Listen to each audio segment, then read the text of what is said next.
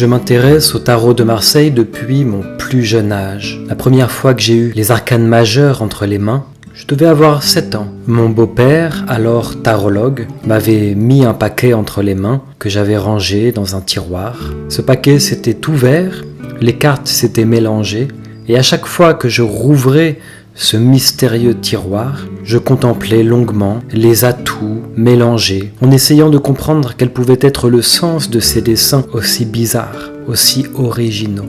Avant ma vingtaine, j'ai commencé des recherches plus assidues sur l'origine du tarot de Marseille. Et je me souviens que la première question qui m'était venue à l'esprit, c'était « Mais pourquoi la suite d'atouts supplémentaires qui caractérisent le tarot dans son essence, depuis son émergence à la charnière du XVe siècle en Italie, pourquoi cette suite d'atouts est composée de 22 cartes et non pas 20, 36, 11, 21. Depuis le jour où cette question s'est implantée dans mon esprit, j'ai entendu bien des hypothèses de bien des tarologues et de bien des chercheurs sur le pourquoi des 22 cartes. Aucune ne m'a jamais complètement convaincu. Récemment, à l'aune d'une modeste découverte, modeste mais, m'a-t-il semblé, suffisamment pertinente, j'ai pensé qu'il était peut-être temps que j'apporte ma pierre à l'édifice de cette question restée ouverte. Je ne prétends pas apporter la réponse dans cette présentation, mais si au moins j'éveille votre curiosité et que je mets votre esprit sur la piste d'une nouvelle hypothèse, alors je crois que l'enfant intrigué par les arcanes du tarot de Marseille que j'étais en sera satisfait.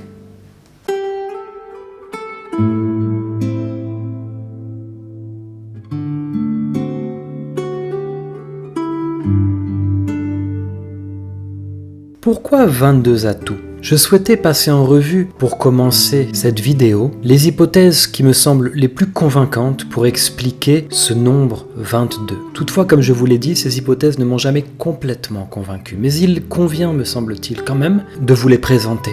Et c'est d'ailleurs sans doute à la lumière de ces différentes hypothèses que l'on pourra juger de la pertinence de celle que je vais vous proposer. Je crois que la raison que j'entends le plus invoquer aujourd'hui, autant par les tarologues que par les amateurs des tarots historiques ou du tarot de Marseille, eh bien c'est la suivante. La suite d'arcanes majeures du tarot serait composée de 22 atouts parce que l'alphabet sacré hébraïque, le Verbe de Dieu, serait lui-même composé de 22 caractères. 22 lettres sacrées, 22 paroles sacrées au travers desquelles Dieu aurait créé le monde. Paroles qui auraient été transmises à Moïse sur le mont Sinaï au travers des tablettes, les tables de la loi. Oswald Wirth, que vous devez connaître, tarologue renommé s'il en est, aura valorisé et favorisé cette hypothèse dans son tarot des imagiers du Moyen-Âge, paru en 1927. Il aura fait correspondre les 22 arcanes majeures du tarot de Marseille avec les 22 caractères de l'alphabet hébraïque. Mais cette approche m'a toujours semblé manquer de profondeur. Pourquoi ? Parce que c'est oublier que les premiers tarots, comme je le disais précédemment, ont émergé à la fin du Moyen-Âge et au début de la Renaissance dans une Europe qui était fondamentalement chrétienne, en Italie qui plus est, où l'Église apostolique, catholique et romaine battait son plein, si je puis dire. Alors pourquoi les créateurs de ces premiers tarots, qui comportaient pour la plupart déjà 22 arcanes majeures, pourquoi les créateurs de ces tarots auraient fait référence à l'alphabet hébraïque si eux-mêmes étaient bien plus pétris de christianisme et que c'était là leur référentiel et leur logiciel principal ? C'est une première question et je pense qu'il atténue déjà l'engouement qu'on peut avoir pour cette hypothèse.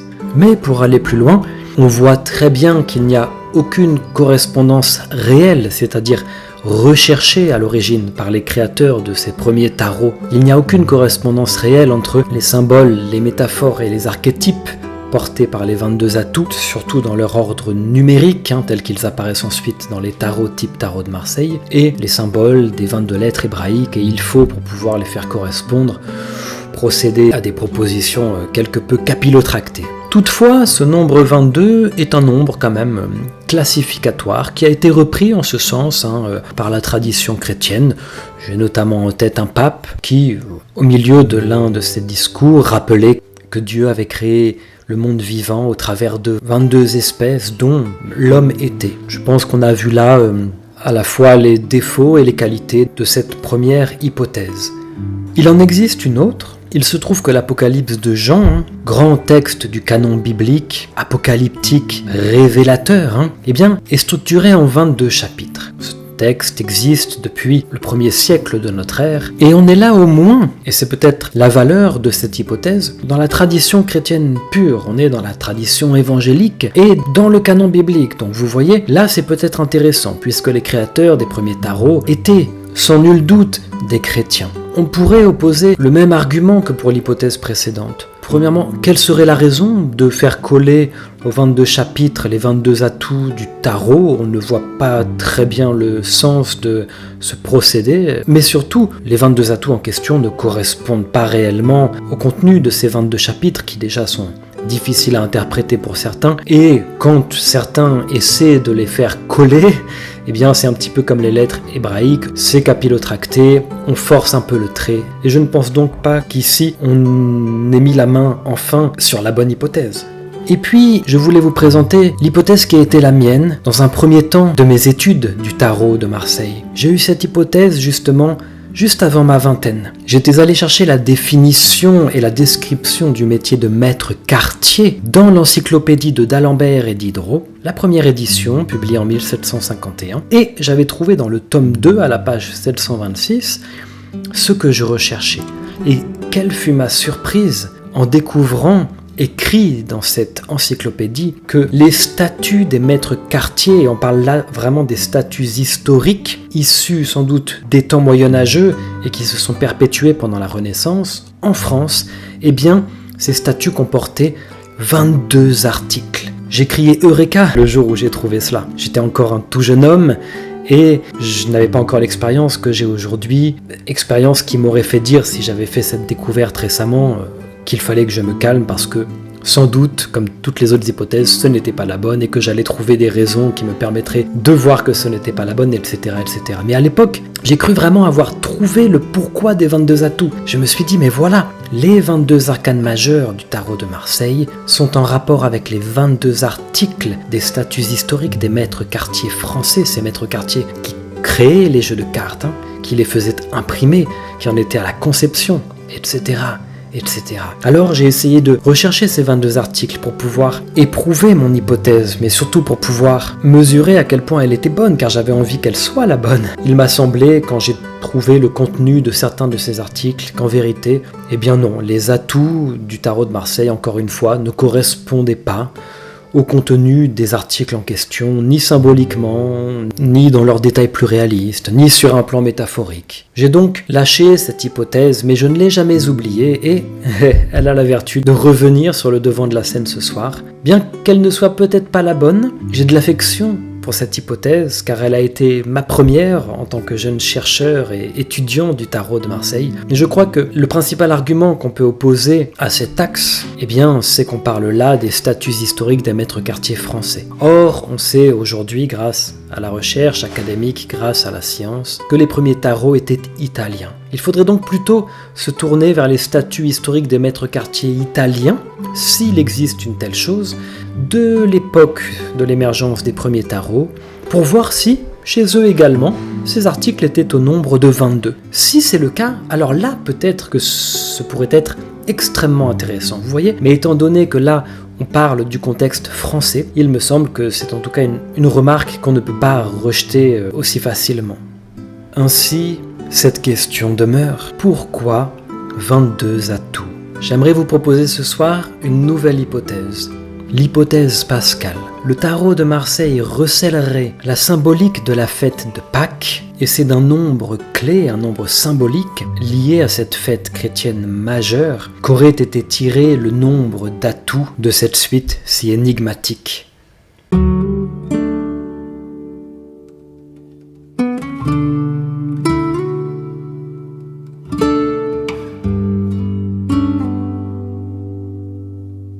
Pâques est la fête la plus importante du calendrier et du monde chrétien, autant chez les orthodoxes que chez les catholiques que chez les protestants, etc., etc. Pourquoi ? Eh bien parce qu'elle célèbre, ni plus ni moins, la résurrection du Christ, qui, le 3e jour après sa mort sur la croix, est ressorti vivant de son tombeau. À côté de l'agneau, du lapin et des cloches, l'œuf de poule est l'un des 4 symboles les plus prégnants de la fête de Pâques. Et c'est ici une précision qu'il convient de retenir. On parle bien de l'œuf de poule et pas de l'œuf d'un autre animal. Et pour cause, telle est la symbolique proposée par les chrétiens. La coquille dure de l'œuf représente le tombeau, c'est-à-dire la grotte dans laquelle fut inhumé le corps mort de Jésus. Je dis là inhumé, il n'a pas été mis en terre selon la tradition, mais installé sur un lit en hauteur dans cette grotte. Mais le monde caverneux étant assimilé symboliquement au monde souterrain, je me suis permis de mettre ce verbe inhumé. Donc la coquille symboliserait ce tombeau,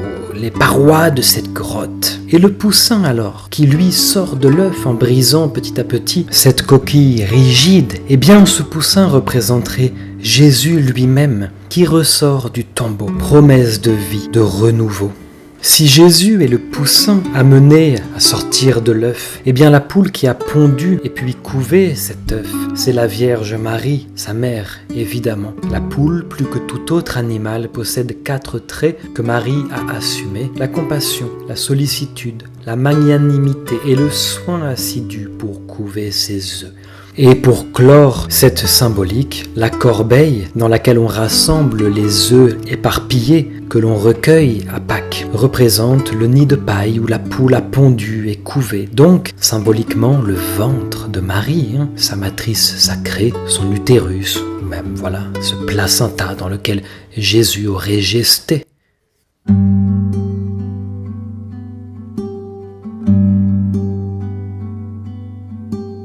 Or, il est une forme géométrique dans toute la chrétienté qui évoque notamment cette symbolique de l'œuf. Cette forme, c'est la mandorle. Dans un bon nombre de représentations de Jésus, le Christ est placé dans cette mandorle, cette forme ovale. En général, c'est pour le montrer dans sa gloire, sa majesté. Le Christ en gloire est un sujet particulier de l'iconographie chrétienne. Il a pour objet la représentation eschatologique du Christ dans son corps de gloire nimbé de lumière, lors de la seconde parousie, à la fin des temps, après le jugement dernier. Voilà ce qu'est le Christ en gloire, non seulement Jésus ressuscité d'entre les morts après sa crucifixion, mais en plus dans son corps de lumière et à la fin des temps, quand le royaume céleste s'est accompli sur terre. Remarquez que autour de cette forme d'amande, de cette mandorle dans laquelle est placé Jésus, il y a le tétramorphe, c'est-à-dire la représentation des 4 évangélistes. C'est la symbolique principale de ce symbole divisé en 4 parties. Ces 4 parties symbolisent aussi les 4 points cardinaux, etc. Mais le plus important ici est de voir comment sont disposés ces éléments dans une représentation picturale assez classique de l'art chrétien du Moyen-Âge. Et on est là dans un codex issu de Germanie, daté de 1200, donc en plein Moyen-Âge classique.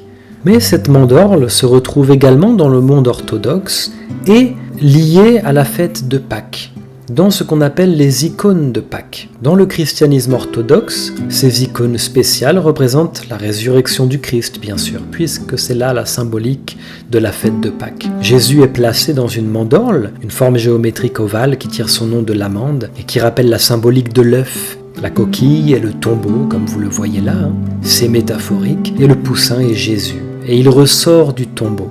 Or, la mandorle apparaît dans le tarot de Marseille, dans un arcane spécial, puisqu'il est le dernier arcane numéroté, le monde, que vous voyez ici, représenté dans sa splendeur. Christophe Poncet, un chercheur français, actuel, contemporain, propose d'y voir le dieu Phanès, assimilé dans l'orphisme à Dionysos d'ailleurs, qui est un dieu primordial, androgyne, né de l'œuf du monde. C'est tout à fait pertinent, évidemment. De façon plus classique, la lecture traditionnelle des tarologues est la suivante. Il s'agit là d'une âme angélique, à l'origine christique peut-être, mais c'est un modèle. Ensuite, notre âme à tous, âme angélique, montée au ciel après une ascension spirituelle, qui a fait la synthèse de toutes ses expériences et de toutes les dimensions qu'elle a été amenée à traverser. Et comme le monde, d'un point de vue pragmatique, vient terminer la suite d'atouts, c'est l'arcane numéro 21, le dernier atout numéroté, eh bien métaphoriquement, forcément, il clôt cette voie ascensionnelle tracée par la suite numérique des arcanes majeurs qui va de 1 à 21. Le monde symbolise donc la fin d'un cycle et le début d'un autre, l'unité retrouvée, la renaissance, l'accomplissement, etc., etc.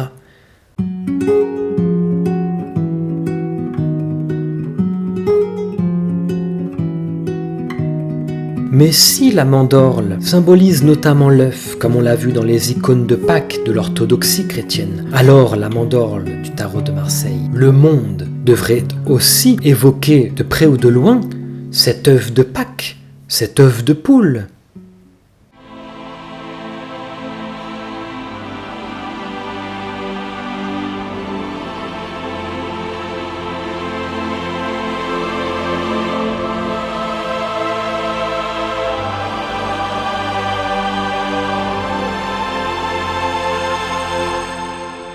Il se trouve qu'une poule couve ses œufs 21 jours. C'est là le nombre moyen. Mais c'est le nombre normal, naturel. La tendance, vous demandez à n'importe quel fermier, il vous dira « Eh bien, c'est au 21e jour que le poussin sort de son œuf. » La poule va couver 21 jours ses œufs. Des fois un petit peu moins, des fois un petit peu plus. 20, 21 jours, vous voyez ? Mais c'est bien le nombre clé qui se trouve au centre de ce phénomène de couvaison et d'incubation du poussin dans l'œuf. C'est tout à fait remarquable. Ce nombre vient nous parler. La sortie de l'œuf opérée par le poussin nous est décrite sur le site Vive l'élevage. 20 jours durant, le poussin donc incube au creux de l'œuf. Et enfin, le 21e jour, il respire dans la chambre à air, il prend rapidement de la force, s'agite et commence à bêcher, il brise sa coquille. Voyez comme c'est étonnant. Le monde est le 21e atout et le tout dernier de cette voie ascensionnelle, et il représenterait alors notamment la sortie de l'œuf, le moment où l'âme s'échappe du tombeau, si on veut revenir à la symbolique de Pâques, le moment où le poussin sort de son œuf pour accéder à un nouveau monde. L'arcane 21 du tarot de Marseille symbolise aussi la fête de Pâques et l'œuf de poule qui sous-tend cette symbolique chrétienne. Notez aussi, toujours, qu'on a le tétramorphe autour de cette âme placée dans cette mandorle, et toujours, voilà, les 4 évangélistes, 4 points cardinaux, qui enserrent le monde et l'univers entier. Je crois qu'à la lumière de ce que l'on vient de voir, on peut ajouter ces symboliques au monde, à l'arcane 21, la sortie de l'œuf, la sortie du tombeau, après un temps d'incubation. On passe vraiment d'un monde à l'autre. C'est en effet une renaissance. La lecture classique traditionnelle colle tout à fait à celle-ci, mais avec ce temps d'incubation de 21 jours du poussin, on comprend bien que la suite d'atouts du tarot de Marseille représenterait le temps d'incubation de l'âme qui, le 21e jour, sera amenée à se libérer de sa gangue originelle pour s'acheminer vers une voie nouvelle. L'âme ainsi libérée, alors, serait représentée par le seul et unique atout du tarot de Marseille qui échappe au système de numérotation, le mat, bien sûr, appelé aussi le fou. Libre de ses mouvements, le mat s'est mis en route. Voilà le petit poussin qui est sorti de son œuf et qui s'élance vers le monde, terre vierge à découvrir.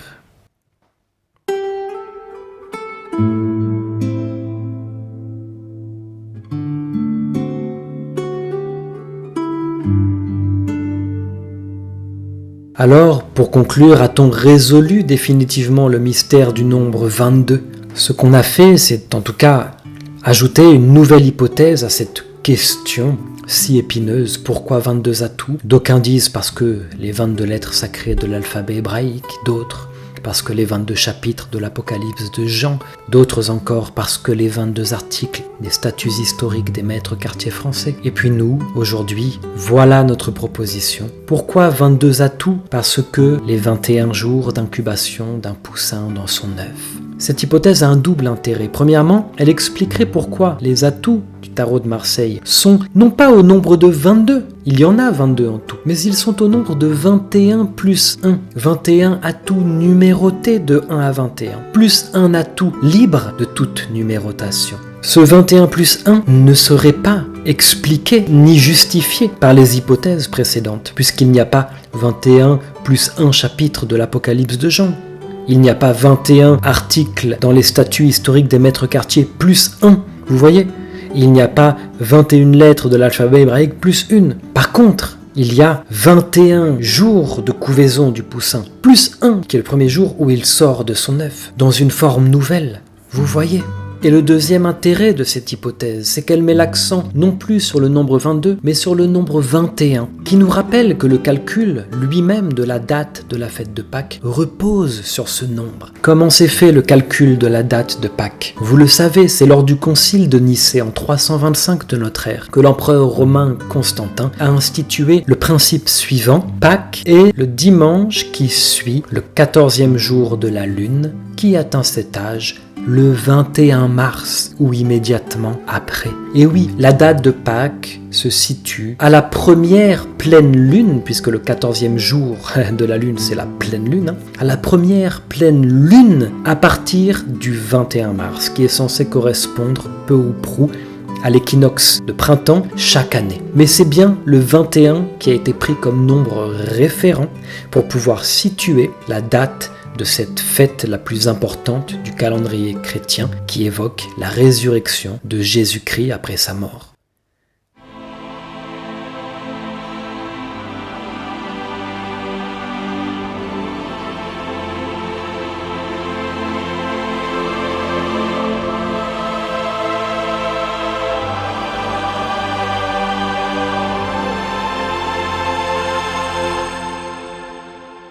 Ainsi, par au moins deux aspects, la fête de Pâques est liée intimement au nombre 21, qui est le nombre d'atouts numérotés du tarot de Marseille. Tarot de Marseille qui lui-même, comme on vient de le voir, semble exprimer la symbolique de la fête de Pâques, la symbolique de la résurrection de l'âme.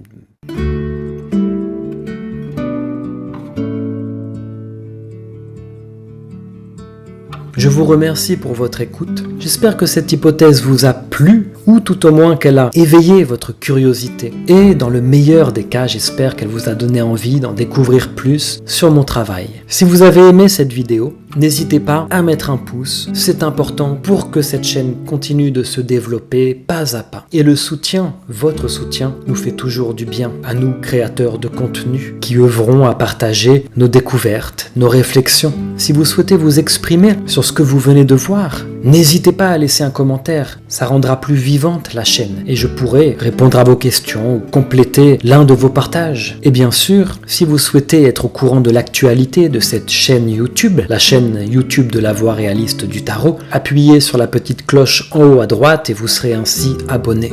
La voie réaliste du tarot est une nouvelle voie d'exploration et d'étude du tarot historique comme du tarot de Marseille. Elle a été initiée en 2023 et elle s'exprime à travers plusieurs réseaux sociaux. N'hésitez pas à liker la page Facebook, mais aussi le compte Instagram. Et n'hésitez pas non plus, en MP, en message personnel sur l'un de ces réseaux, à me laisser votre adresse mail si vous souhaitez que je l'ajoute à ma newsletter mensuelle. Vous recevrez ainsi en temps et en heure les dates de mes formations, de mes stages et de mes ateliers.